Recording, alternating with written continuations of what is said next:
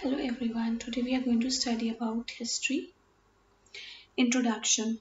For the purpose of study and to bring out more clearly the forces, trends and institutions that have shaped history at any given point of time, the history of India has been divided into the ancient, medieval and modern periods.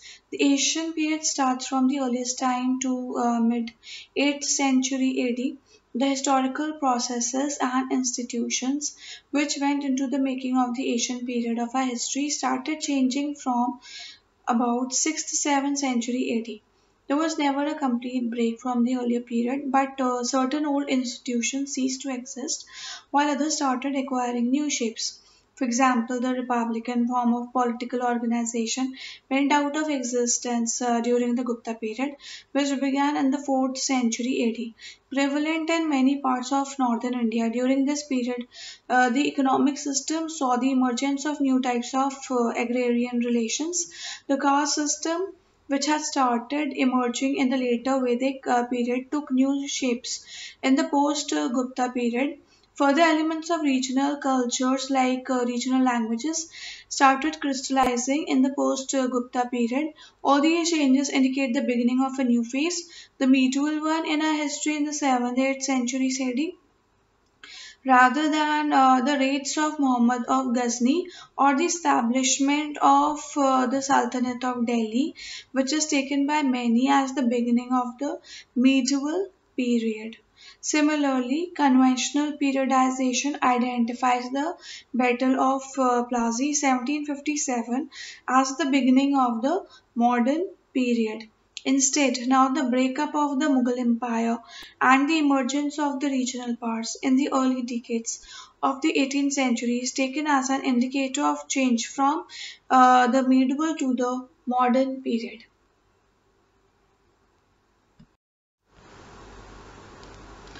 India physical features. In the study of the history of a country, an understanding of its physical features is necessary. They have an important bearing on the historical developments. Human progress depends a lot on human ability to control and overcome the vagaries of nature. However, not until a very late stage in human history were human beings able to control the environment effectively.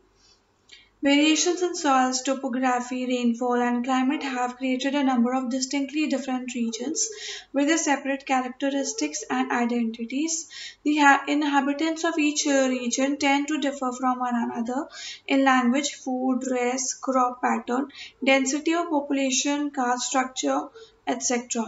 Historically, certain regions emerged as developed pockets earlier than the others. Regional differences have related separate identities greatly fostered by geography have stood in the way of the rise of durable pan-India states in Indian history.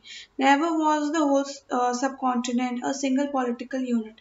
This holds true for the Mauryan Empire, the Delhi Sultanate, the Mughal Empire as well as British India.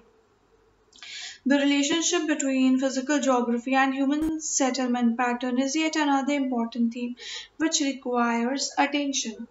For example, in the collapse of the Harappan civilization, the role played by overutilization natural resources and inhospitable topography together with the possible population pressure on land and resources cannot be overemphasized. A more detailed discussion follows later. The Himalayas in the north and the Indian Ocean in the south, southwest, southeast create a superficial view of the isolation of the subcontinent.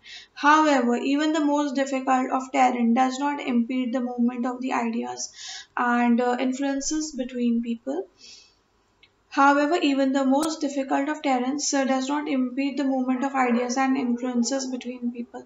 Cultural influences have been exchanged across these frontiers, and there have been maritime contacts with the West, West Asia, and Southeast Asia from the earliest times.